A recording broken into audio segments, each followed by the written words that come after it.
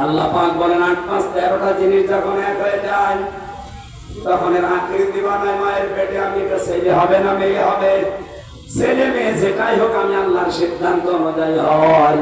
এরপরে খাবারের উদ্রেক দেখা দেয়, ক্ষুধা লাগে। দুনিয়ার কোন মানুষ আপনাকে খাবার ওই জায়গায় পৌঁছিয়ে দেয়নি। মায়ের রেহেমের ভেতরে আমার আল্লাহ পাক বলেন মায়ের মাসিক অসুখ বন্ধ করে ওই নাভির সাথে নাভির তার সংযোগ করে দিয়ে আমি আল্লাহ তোকে খাওয়াইছি। খাবারটা যেহেতু নাপাক ছিল এই জন্য মুখ দিয়ে দেয়নি, নাভি দিয়ে চালিয়েছি। লালমনির হাটবাসী একটু মাথায় মগজ থাকলে চিন্তা করেন, আল্লাহর বিরুদ্ধে কোরআনের বিরুদ্ধে কখনো আপনি যাবেন না। আল্লাহ পাক ওই মায়ের পেটের ভেতরে মুখটা পাক করে রাখলেন, পবিত্র রাখলেন। দুনিয়ায় এসেছেন কোন নাপাক জিনিস, অপবিত্র জিনিস এই মুখে না যায়। অথচ কত মানুষ এই মুখ দিয়ে গাঁজা খাচ্ছে, বিড়ি খাচ্ছে। এলাকার মানুষ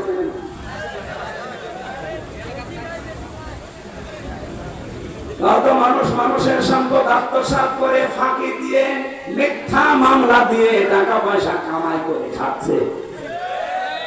মিথ্যা মামলা মনে হয় করা ঠিক হইল না, কারণ এ জেলায় তার মিথ্যা মামলা নেই।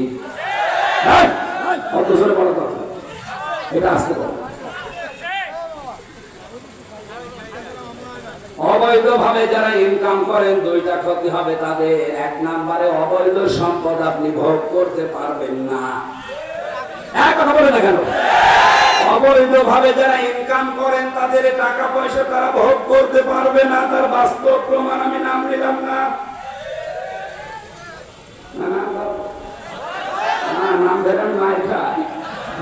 ৩ বছর ছিলাম, মরে গেলেও আর নাম ধরবো না। আপনি বোঝেন ছাতা না বুঝলো।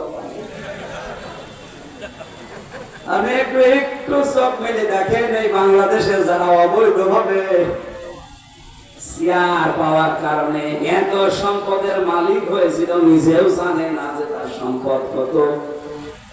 হাইকোর্ট পর্যন্ত এখন রায় দিয়েছে সব যেন সিজ করা হয়।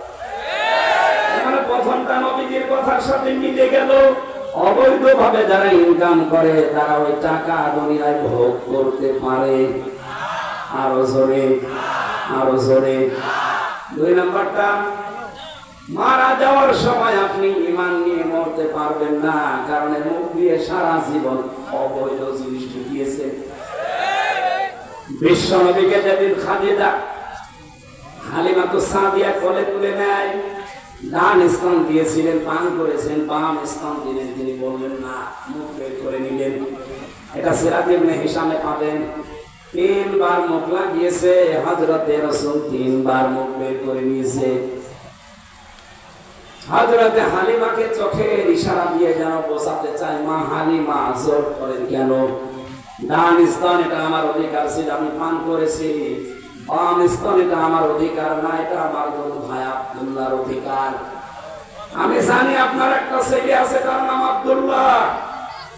এই স্তনটা তো আমার না, এটা তার।